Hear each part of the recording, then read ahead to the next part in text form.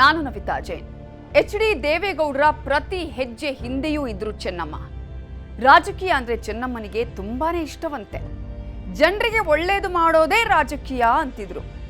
ಚೆನ್ನಮ್ಮ ಅವರ ಸರಳ ಜೀವನ ಹೇಗಿತ್ತು? ತುಂಬಿದ ಮನೆ, ತುಂಬಿದ ಸಂಸಾರವನ್ನ ಚೆನ್ನಮ್ಮ ನಿಭಾಯಿಸಿದ ಹೇಗೆ? ಇದುವೇ ಈ ಹೊತ್ತಿನ ವಿಶೇಷ.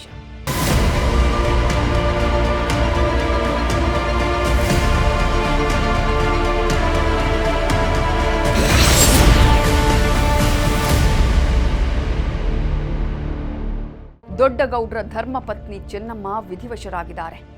ಪ್ರಧಾನಮಂತ್ರಿ, ಮುಖ್ಯಮಂತ್ರಿ, ಸಂಸದರು, ಶಾಸಕರು ಕೊಟ್ಟಂತಹ ದೊಡ್ಡ ಸಂಸಾರವನ್ನ ನಿಭಾಯಿಸಿದ ಚೆನ್ನಮ್ಮ ದೊಡ್ಡಗೌಡರ ಹಿಂದಿನ ಶಕ್ತಿಯಾಗಿ ಅವರನ್ನ ಮುನ್ನಡೆಸಿದ ಹೇಗಿತ್ತು ತುಂಬು ಸಂಸಾರಕ್ಕೆ ದಾರಿದೀಪವಾಗಿತ್ತು? ಇಲ್ಲಿದೆ ನೋಡಿ.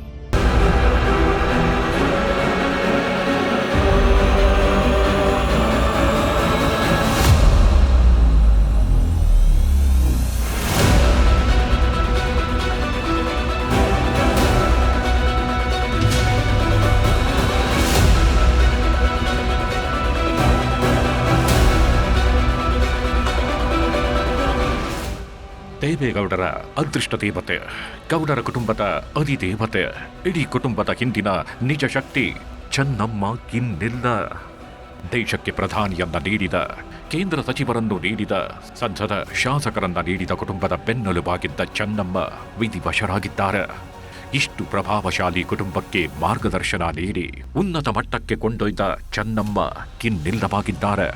ಇದೀಗ ಇಡೀ ದೊಡ್ಡಗೌಡರ ಕುಟುಂಬದ ಬೆನ್ನೆಲುಬು ಮುರಿದಂತಾಗಿದ್ದು ಎಲ್ಲರೂ ಕಂಗಾಲಾಗಿದ್ದಾರೆ, ಕಣ್ಣೀರು ಹಾಕ್ತಿದ್ದಾರೆ. ದೇವೇಗೌಡರಂತೂ ತಮ್ಮ ಅರ್ಧಾಂಗಿಯನ್ನ ಕಳೆದುಕೊಂಡು ಬಿಗಿ ಬಿಗಿ ಅಳ್ತಿದ್ದಾರೆ. 7 ದಶಕಗಳಿಂದಲೂ ತನ್ನ ಜೊತೆ ಬಾಳಿ ಬದುಕಿದ ಸಂಗಾತಿ ಇನ್ನಿಲ್ವಲ್ಲ ಅನ್ನೋದನ್ನ ನೆನಪಿಸಿಕೊಂಡು ಕಣ್ಣೀರು ಸುರಿಸ್ತಿದ್ದಾರೆ. ದೊಡ್ಡಗೌಡರ ಕುಟುಂಬದ ಅದೃಷ್ಟ ದೇವತೆ ಚೆನ್ನಮ್ಮ.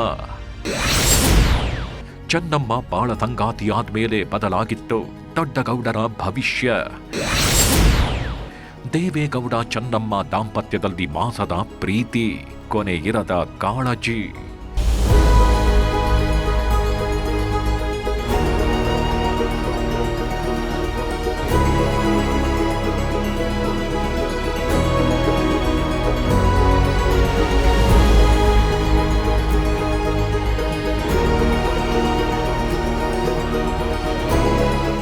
ಎಚ್.ಡಿ. ದೇವೇಗೌಡರು ರಾಜ್ಯ ರಾಜಕೀಯದ ಮುತ್ಸದಿ. ದೇಶವೇ ಒಂದು ಬಾರಿ ತಲೆ ಎತ್ತಿ ನೋಡುವಂತಹ ಅಪ್ಪಟ ರಾಜಕಾರಣಿ. 0 ಟು ಹೀರೋ ಆಗಿ ಬೂತ್ ಲೆವೆಲ್ ಎಲೆಕ್ಷನ್ನಿಂದ ಸ್ಪರ್ಧಿಸಿ ದೇಶದ ಪ್ರಧಾನಿಯಾಗಿ ಆಯ್ಕೆಯಾದವರು. ದೇವೇಗೌಡರ ಪ್ರತಿ ಹಂತದ ರಾಜಕೀಯ ಎಲ್ಲರಿಗೂ ಗೊತ್ತು.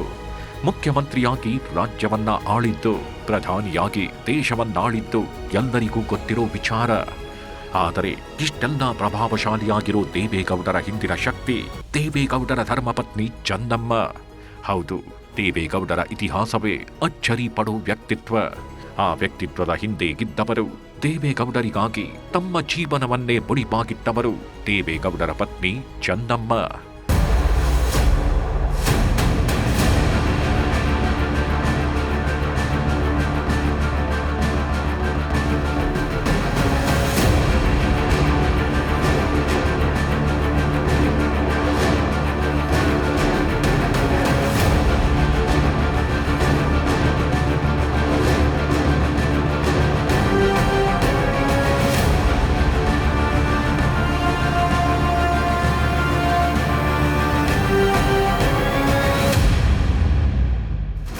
ಹೌದು, ದೇವೇಗೌಡರ ಅಬ್ಬರದ ರಾಜಕೀಯ ಪ್ರಯಾಣದಲ್ಲಿ ಸದ್ದಿಲ್ಲದೆ ಪ್ರಯಾಣಿಸಿದವರು ಚೆನ್ನಮ್ಮ. ದೇವೇಗೌಡರ ಭಾಷಣ, ಅಧಿಕಾರ, ಸಾರ್ವಜನಿಕ ಖ್ಯಾತಿಯ ಹಿಂದಿನ ಅಪೂರ್ವ ಶಕ್ತಿಯಾಗಿದ್ದವರು ಚೆನ್ನಮ್ಮ.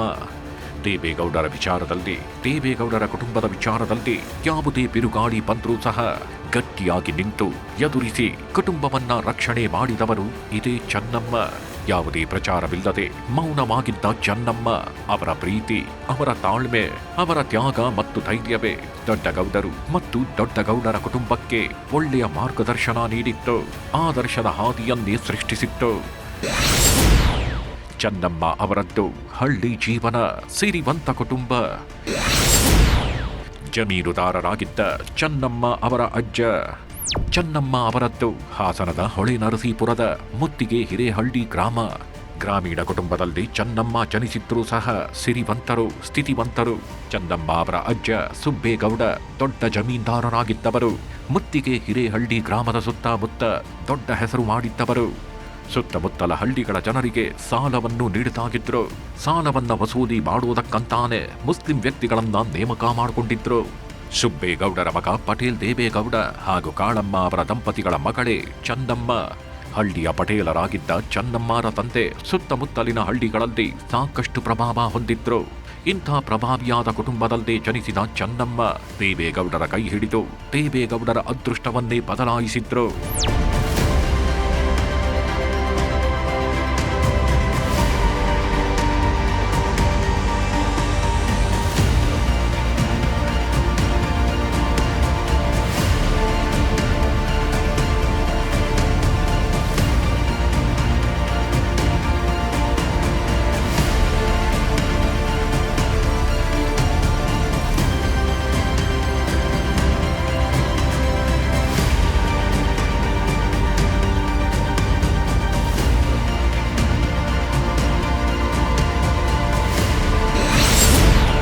ದೇವೇಗೌಡರ ವಿದ್ಯಾಭ್ಯಾಸಕ್ಕೆ ಸಹಾಯ ಮಾಡಿದ್ದ ಚೆನ್ನಮ್ಮ ತಂದೆ.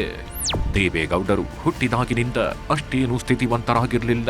ಒಂದು ಆಯಾಮದಲ್ಲಿ ಹೇಳಬೇಕು ಅಂದ್ರೆ ಚೆನ್ನಮ್ಮ ಅವರ ಕುಟುಂಬ ದೇವೇಗೌಡರ ಕುಟುಂಬಕ್ಕಿಂತ ಹೆಚ್ಚಿನ ಸುಸ್ಥಿತಿಯಲ್ಲಿತ್ತು. ಕಷ್ಟದಲ್ಲಿದ್ದವರಿಗೆ ಸಹಾಯ ಮಾಡೋ ಗುಣ ಚೆನ್ನಮ್ಮ ಅವರ ಕುಟುಂಬಕ್ಕಿತ್ತು. ತುಂಬಾ ಮಂದಿಗೆ ಸಹಾಯ ಮಾಡಿದ್ದ ಚೆನ್ನಮ್ಮ ಅವರ ಕುಟುಂಬ ದೇವೇಗೌಡರಿಗೂ ಕೂಡ ಸಹಾಯ ಮಾಡಿತ್ತು. ದೇವೇಗೌಡರು ತಮ್ಮ ವಿದ್ಯಾಭ್ಯಾಸ ಮಾಡುವಾಗ ಅವರ ವಿದ್ಯಾಭ್ಯಾಸಕ್ಕೆ ನೆರವಾಗುವಂತೆ ಹಣವನ್ನು ನೀಡಿತ್ತು ಚೆನ್ನಮ್ಮ ಕುಟುಂಬ. ದೇವೇಗೌಡರಿಗೆ ವಿದ್ಯಾಭ್ಯಾಸಕ್ಕೆ ಸಹಾಯ ನೀಡಿದ್ದ ಕುಟುಂಬವೇ ಕೊನೆಗೆ ತಮ್ಮ ಮನೆ ಮಗಳನ್ನ ದೇವೇಗೌಡರಿಗೆ ಕೊಟ್ಟು ಮದುವೆ ಮಾಡಿತ್ತು. ಮದುವೆ ಮೊದಲು ದೇವೇಗೌಡರಿಗೆ ಚೆನ್ನಮ್ಮನ ಕುಟುಂಬ ಸಹಾಯಕ್ಕೆ ನಿಂತರೆ, ಮದುವೆಯ ನಂತರ ಚೆನ್ನಮ್ಮ ದೇವೇಗೌಡರಿಗೆ ಬೆನ್ನೆಲುಬಾಗಿ ನಿಂತರು.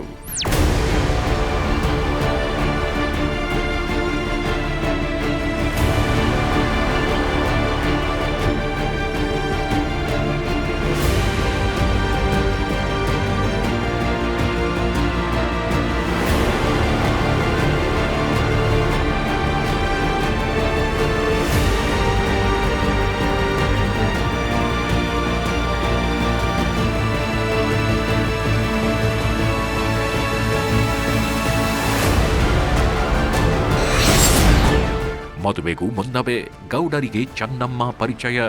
ಹಲವಾರು ಬಾರಿ ಚೆನ್ನಮ್ಮನ ಕುಟುಂಬ ದೇವೇಗೌಡರಿಗೆ ಸಹಾಯ ಮಾಡಿತ್ತು.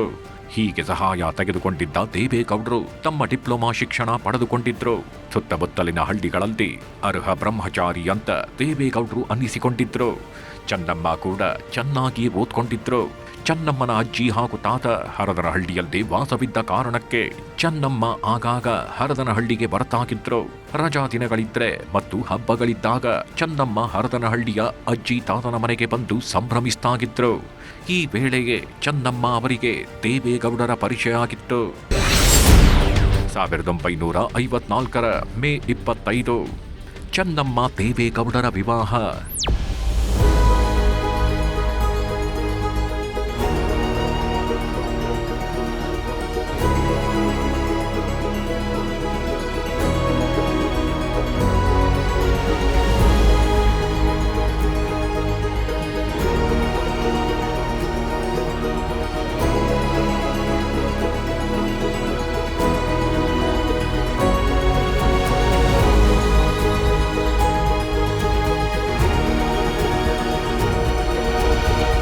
ಚೆನ್ನಮ್ಮಗೆ ಆಗಿನ್ನು 17 ವರ್ಷ, ದೇವೇಗೌಡರಿಗೆ 21 ವರ್ಷ.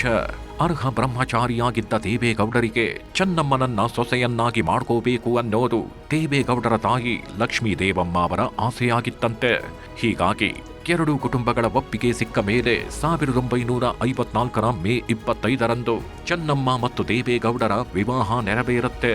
ಅಂದು ನಡೆದ ಮದುವೆ 72 ವರ್ಷಗಳ ದೀರ್ಘ ದಾಂಪತ್ಯದ ಬದುಕಿಗೆ ನಾಂದಿ ಹಾಡಿತ್ತು. ಅಂದು ದೇವೇಗೌಡರ ಕೈ ಹಿಡಿದ ಚೆನ್ನಮ್ಮ ದೇವೇಗೌಡರ ಕಷ್ಟ ಕಾಲದಲ್ಲಿ ದೇವೇಗೌಡರ ಕೈ ಹಿಡಿದು ನಡೆಸಿದ್ರು. ದೇವೇಗೌಡರ ಕಷ್ಟಗಳಿಗೆ ಬೆಂಬಲವಾಗಿ ನಿಂತರು.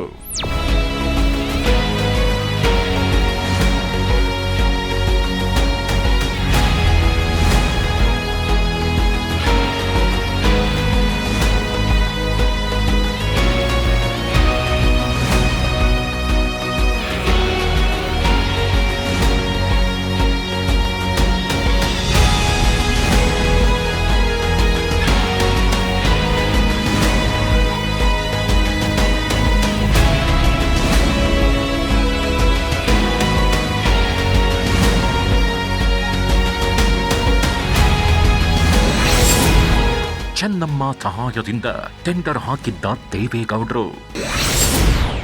ಮಿರ್ಜಾ ಇಸ್ಮಾಯಿಲ್ ಸಂಬಂಧಿಗೆ ಸವಾಲು ಹಾಕಿದ್ದರು ದೇವೇಗೌಡರು. ಚಿನ್ನ ಅಡಬಿಟ್ಟು ಗೌಡರಿಗೆ 900 ರೂಪಾಯಿ ಕೊಟ್ಟಿದ್ದ ಚೆನ್ನಮ್ಮ. ದೇವೇಗೌಡ ಮತ್ತು ಚೆನ್ನಮ್ಮ ಮದುವೆಯಾಗಿ ಕೇವಲ 3 ತಿಂಗಳಾಗಿತ್ತಷ್ಟೇ. ದೇವೇಗೌಡರು ತಮ್ಮ ಜೀವನೋಪಾಯಕ್ಕಾಗಿ ಸಣ್ಣ ಪುಟ್ಟ ಗುತ್ತಿಗೆ ಕೆಲಸಗಳನ್ನ ಮಾಡ್ತಾಗಿದ್ರು. ಆಗ ಹಾಸನದಲ್ಲಿ ದೊಡ್ಡ ಕಾಂಟ್ರಾಕ್ಟರ್ ಆಗಿದ್ದೋರು ಸಾದಿಕ್ ಅಲಿ ಎಂಬುವವರು. ಅವರು ಮಿರ್ಜಾ ಇಸ್ಮಾಯಿಲ್ ಹತ್ತಿರದ ಬಂಧುಗಳು. ಆಗ ಒಂದು ಕಾಮಗಾರಿಗೆ ಗುತ್ತಿಗೆ ಪಡೆಯೋಕಂತ ಮಿರ್ಜಾ ಇಸ್ಮಾಯಿಲ್ ಸಂಬಂಧಿ ಜೊತೆಗೆ ದೇವೇಗೌಡರು ಅರ್ಜಿ ಹಾಕೋಕೆ ಮುಂದಾಗಿದ್ರು. ಆದರೆ ಟೆಂಡರ್ ಹಾಕೋಕೆ ಗಿಡಬೇಕಿದ್ದ 900 ರೂಪಾಯಿ ಠೇವಣಿ ಹಣ ದೇವೇಗೌಡರ ಬಳಿ ಇರಲಿಲ್ಲ. ದಿಕ್ಕು ತೋಚದಂತಾದಾಗ ದೇವೇಗೌಡರು ತಮ್ಮ ಬಳಿಗಿದ್ದ ಹುಡುಗನ ಬಳಿ ಚೀಟಿಯೊಂದನ್ನ ಕೊಟ್ಟು ಚೆನ್ನಮ್ಮರ ಬಳಿ ಕಳಿಸಿದ್ರು.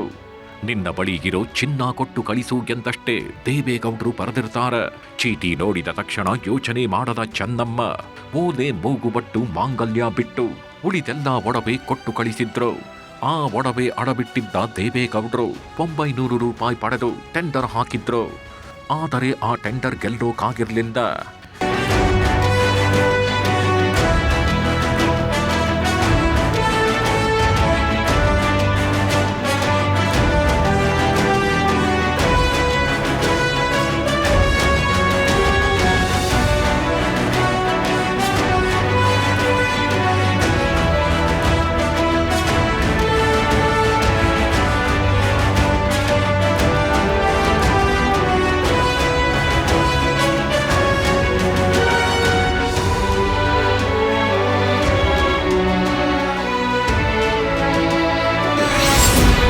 ಚಿನ್ನ ವಾಪಸ್ ತೆಗೆದುಕೊಳ್ಳದ ಚೆನ್ನಮ್ಮ ಮಾಡಿದ್ದರು ಶಪಥ. ದೇವೇಗೌಡರು ಟೆಂಡರ್ ಗೆಲ್ಲೋದಕ್ಕಾಗಿರ್ಲಿಲ್ಲ. ಆದ್ದರಿಂದ ಹಣ ಒಟ್ಟುಗೂಡಿಸಿ ಚಿನ್ನವನ್ನ ಬಿಡಿಸಿಕೊಂಡು ಪತ್ನಿ ಚೆನ್ನಮ್ಮಗೆ ಕೊಡೋದಕ್ಕೆ ದೇವೇಗೌಡರು ಮುಂದಾಗಿದ್ರು. ಚಿನ್ನವನ್ನ ತಗೊಂಡು ಹೋಗಿ ಪತ್ನಿ ಚೆನ್ನಮ್ಮರ ಮುಂದೆ ಇಟ್ಟಿದ್ರು. ಆದರೆ ಆ ಚಿನ್ನವನ್ನ ಚೆನ್ನಮ್ಮ ಮುಟ್ಟೇ ಇರಲಿಲ್ಲ. ಈ ಚಿನ್ನದ ಒಡವೆ ನಿಮ್ಮ ಬಳಿಯೇ ಇರಲಿ. ಯಾವತ್ತು ನೀವು ಚಿನ್ನ ಅಡಬಿಡೋ ಪರಿಸ್ಥಿತಿಯಿಂದ ಹೊರಗೆ ಬರ್ತೀರೋ, ಯಾವತ್ತು ನಿಮಗೆ ಚಿನ್ನದ ಅವಶ್ಯಕತೆ ಇಲ್ಲ ಅಂತ ಅನ್ನಿಸುತ್ತೋ ಆಗ ನಾನು ಈ ಒಡವೆ ಮುಟ್ಟೇನೆ ಅಂತ ಹೇಳಿದ್ರು. ಅಂದಿನಿಂದ ಆ ಅಡಬಿಟ್ಟಿದ್ದ ಚಿನ್ನವನ್ನ ಚೆನ್ನಮ್ಮ ಮುಟ್ಟೇಗಿರ್ಲಿಲ್ಲ.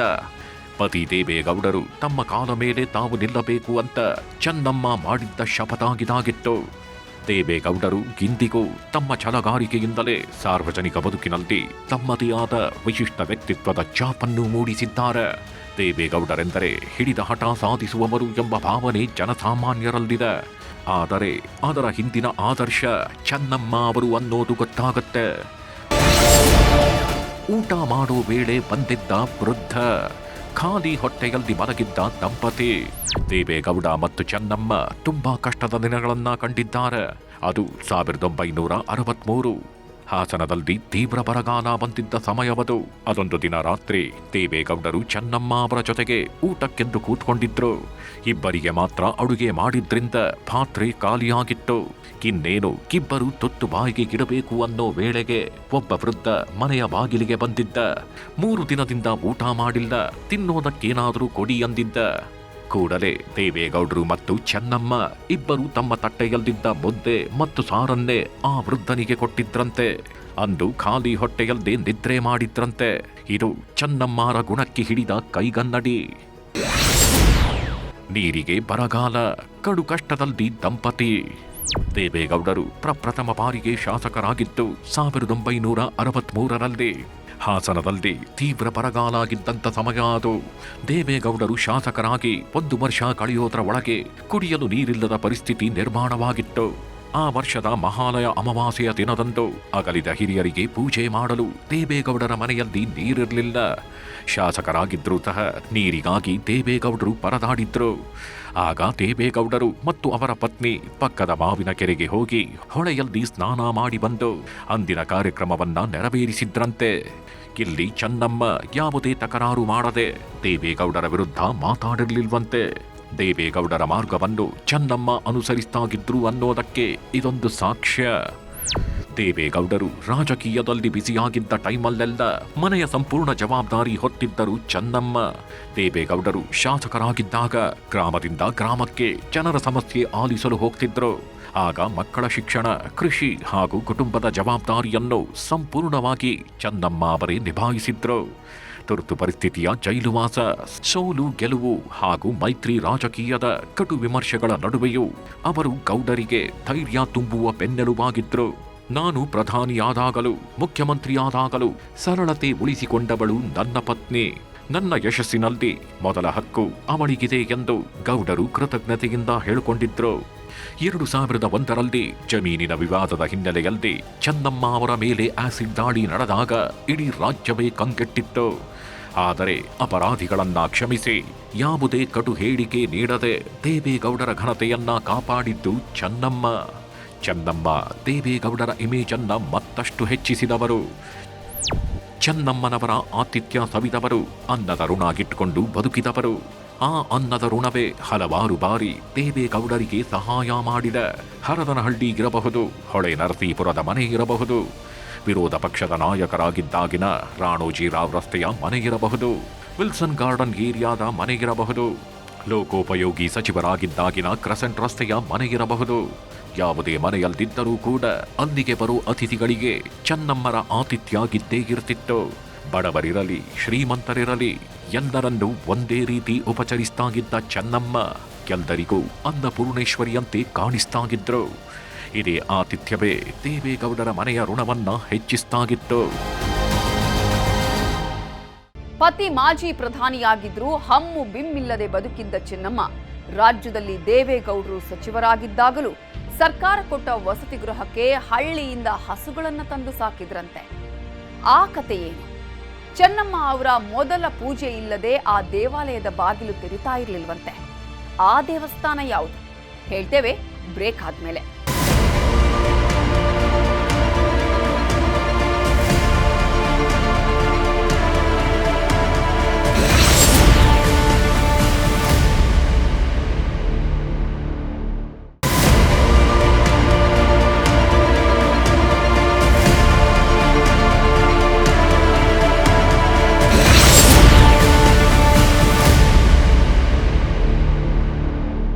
ಚೆನ್ನಮ್ಮನವರು ತಮ್ಮ ಜೀವನದಲ್ಲಿ ಎದುರಾದ ಕಷ್ಟ ನೋವುಗಳಿಂದ ಕುಗ್ಗದೆ ಎಲ್ಲವನ್ನ ಧೈರ್ಯದಿಂದ ಎದುರಿಸಿದ್ದ ಗಟ್ಟಿಗಿತ್ತಿ. ದೇವೇಗೌಡರ ರಾಜಕೀಯ ಜೀವನದ ಏಳು ಬೀಳಿನ ನಡುವೆ ದೊಡ್ಡ ಕುಟುಂಬವನ್ನ ಪೊರೆಯುತ್ತಾ ಬಂದ ಅವರು ಒಬ್ಬ ಆದರ್ಶ ಗೃಹಿಣಿಯಾಗಿದ್ರು.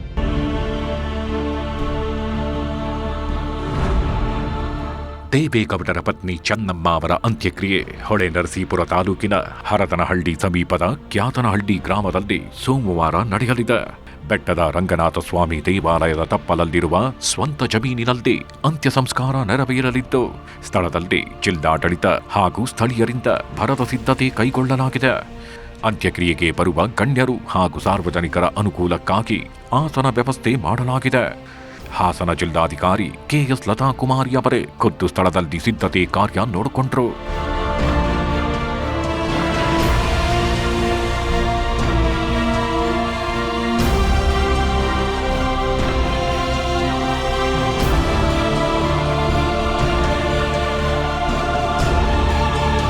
ಚೆನ್ನಮ್ಮ ಅವರ ಮೃತದೇಹವನ್ನು ಭಾನುವಾರ ಬೆಳಗ್ಗೆ ಪದ್ಮನಾಭನಗರ ನಿವಾಸದಲ್ಲಿ ಅಂತಿಮ ದರ್ಶನಕ್ಕೆ ಇಡಲಾಗಿತ್ತು. ಅನೇಕ ಗಣ್ಯರು ಚೆನ್ನಮ್ಮ ಅವರ ಅಂತಿಮ ದರ್ಶನ ಪಡೆದರು. ಆ ನಂತರ ಚೆನ್ನಮ್ಮ ಅವರ ಪಾರ್ಥಿವ ಶರೀರವನ್ನು ಪದ್ಮನಾಭನಗರದಿಂದ ಹಾಸನಕ್ಕೆ ಕಳಿಸಿಕೊಡಲಾಯಿತು. ಈ ವೇಳೆ ಎಚ್.ಡಿ. ದೇವೇಗೌಡರು ಭಾವುಕರಾದರು.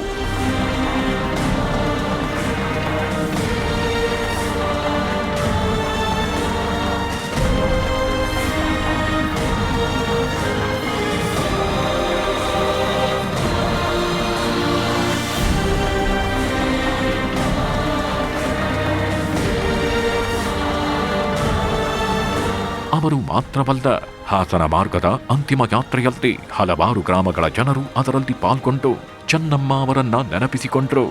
ಇದೆಲ್ಲ ಒಂದು ಕಡೆ ನಡೀತಾಗಿದ್ರೆ ಮತ್ತೊಂದು ಕಡೆ ಹೆಚ್ಚು ಕಣ್ಣೀರು ಹಾಕಿದ್ದು, ಕಂಗಾಲಾಗಿದ್ದು ಹೊಳೆ ನರಸೀಪುರ ತಾಲೂಕಿನ ಚೆನ್ನಮ್ಮನ ಹುಟ್ಟೂರು ಮುತ್ತಿಗೆ ಹಿರೇಹಳ್ಳಿಯ ಜನ.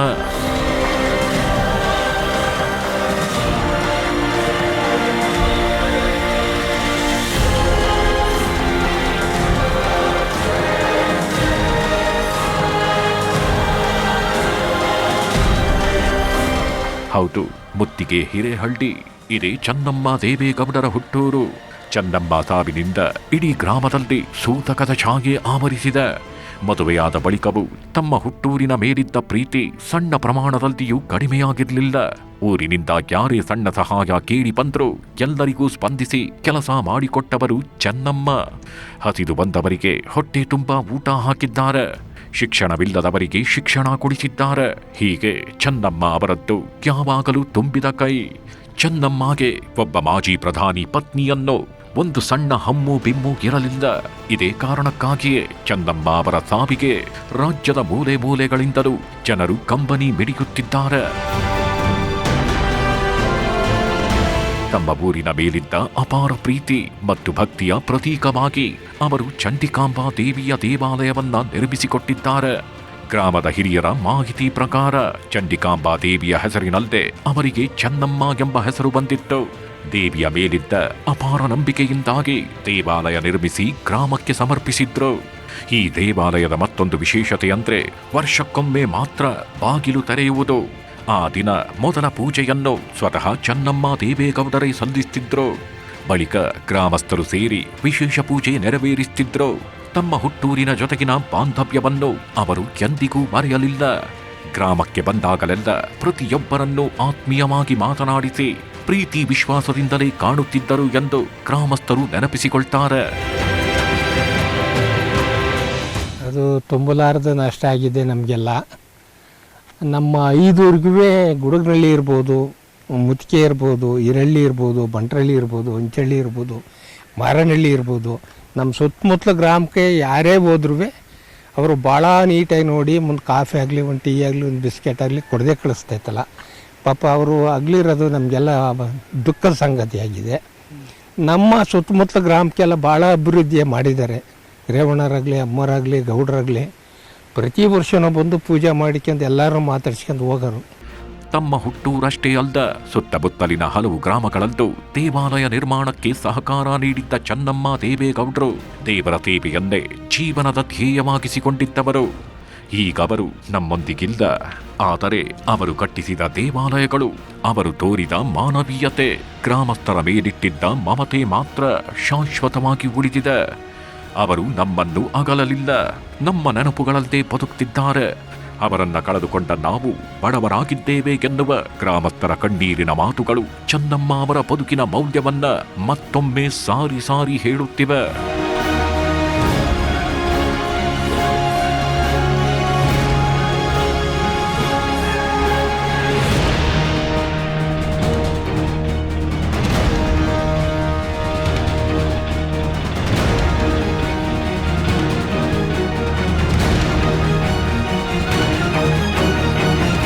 ಏನೇ ಆಗಿರಲಿ, ಸರಳ ಸೀರೆ, ಕಡಿಮೆ ಆಭರಣ ಮತ್ತು ಅತ್ಯಂತ ಸರಳ ಜೀವಶೈಲಿ ಚೆನ್ನಮ್ಮ ಅವರ ಗುರುತು.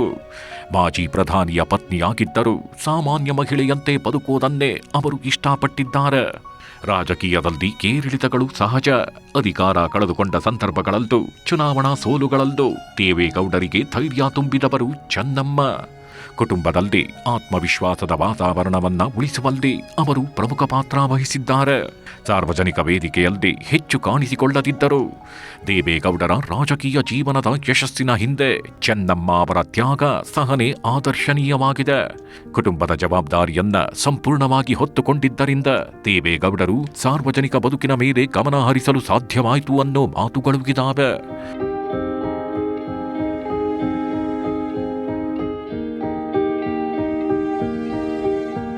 ಚೆನ್ನಮ್ಮ ಅವರು ರಾಜಕೀಯ ಹೇಳಿಕೆಗಳಿಂದಲ್ಲ, ತಮ್ಮ ನಡವಳಿಕೆ ಮತ್ತು ಸರಳ ಜೀವನದಿಂದಲೇ ಜನರ ಗೌರವ ಗಳಿಸಿದ್ದಾರೆ.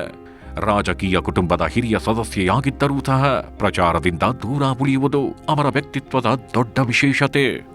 ದೇವೇಗೌಡರ ಕುಟುಂಬವು ರಾಜ್ಯ ರಾಜಕೀಯದಲ್ಲಿ ಪ್ರಮುಖ ಸ್ಥಾನ ಹೊಂದಿದ್ದರೂ ಸಹ ಕುಟುಂಬದ ಸಂಬಂಧಗಳು ಮತ್ತು ಸಂಪ್ರದಾಯಗಳನ್ನು ಉಳಿಸಿಕೊಂಡು ಹೋಗುವಲ್ಲಿ ಚೆನ್ನಮ್ಮ ಅವರ ಪಾತ್ರ ಮಹತ್ವದ್ದಾಗಿದೆ.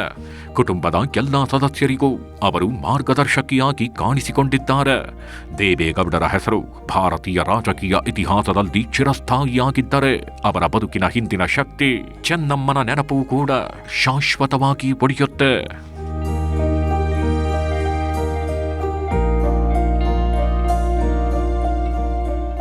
ಯಾರೇ ರಾಜಕೀಯ ನಾಯಕರಿರ್ಲಿ, ಅವರು ಯಾವಾಗಲೂ ಜನರ ಮಧ್ಯೆ ಇರ್ತಾರೆ. ಆದರೆ ಅವರ ಹಿಂದೆ ನಿಂತು ಯಾವುದೇ ಪ್ರಚಾರ ಬಯಸದೆ ಅವರ ಬದುಕನ್ನ ಗಟ್ಟಿಗೊಳಿಸುವ ನಿಸ್ವಾರ್ಥ ಜೀವಗಳು ಇತಿಹಾಸದ ಪುಟಗಳಲ್ಲಿ ಮರೆಯಾಗುವುದೇ ಹೆಚ್ಚು. ಆದರೆ ಚೆನ್ನಮ್ಮನಂತವರು ಸದಾ ಕಾಲ ಸ್ಮರಣೆಗೆ ಅರ್ಹರು ಅಂತ ಹೇಳ್ತಾ ಈ ಕಾರ್ಯಕ್ರಮವನ್ನು ಮುಗಿಸ್ತಾ ಇದ್ದೀವಿ. ನೋಡ್ತಾ ಇರಿ ನ್ಯೂಸ್ 18 ಕನ್ನಡ. ಜಾಲ ನಮ್ಮದು, ಬಲ ನಿಮ್ಮದು.